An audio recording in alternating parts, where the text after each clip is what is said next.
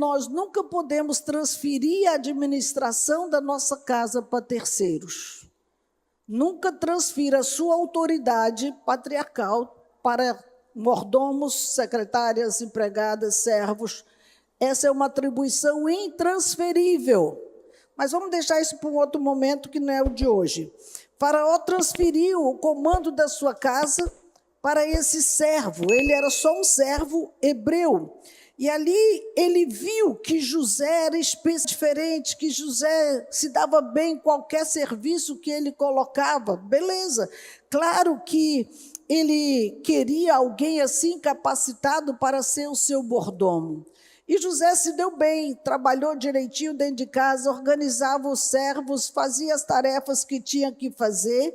E a Bíblia diz que ele só sabia do pão que estava sobre a sua mesa. E eu achei muito interessante essa expressão.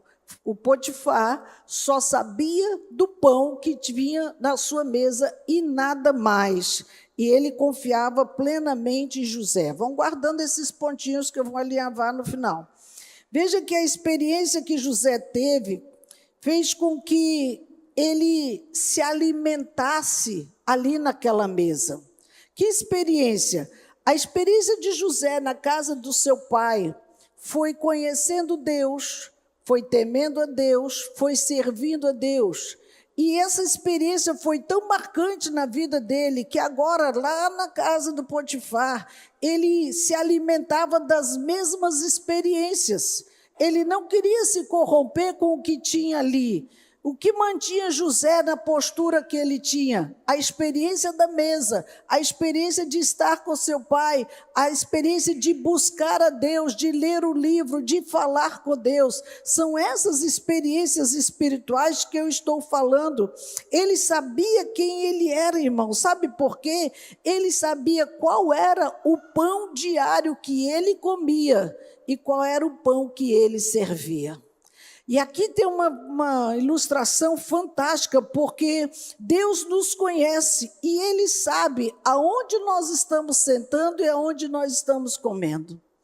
O Salmo 1 diz que é bem-aventurado aquele que não senta na roda dos escarnecedores, porque na mesa que você senta é a mesa que você come. Se nós estamos sentando na roda dos escarnecedores, a nossa comida não é o pão vivo com toda certeza. Não é aquilo que alimenta a nossa alma. E apesar disso, dele estar no Egito, dele estar na casa de Potifar, José servia com alegria, mas ele não se alimentava daquilo que eles viviam, dos seus deuses, das suas práticas.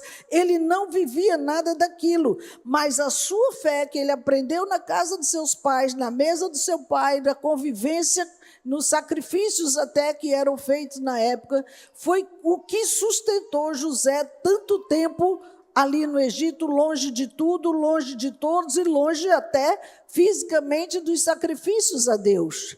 Era um clamor mudo, era um clamor interno, solitário, entre ele e Deus. Será que a fé que você tem hoje te alimenta tantos anos assim, mais de 13 anos num clamor solitário?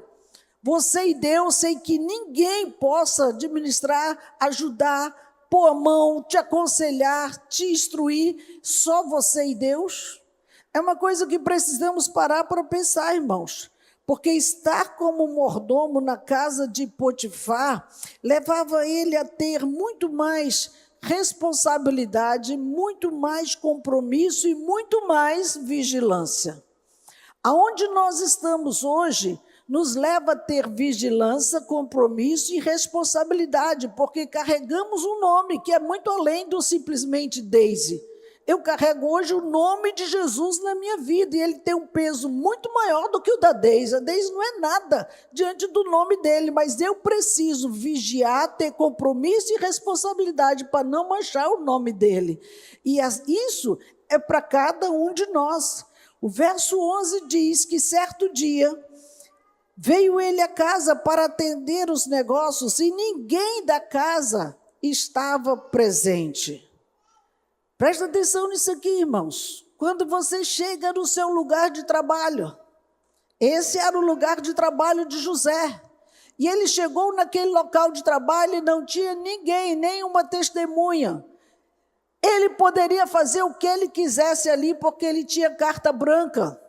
Ele estava ali na casa de Potifar, no Egito, e ele era o segundo. Tinha só o Potifar e tinha ele. Não tinha outra pessoa que mandasse ali dentro da casa dele. Ele ainda não era governador.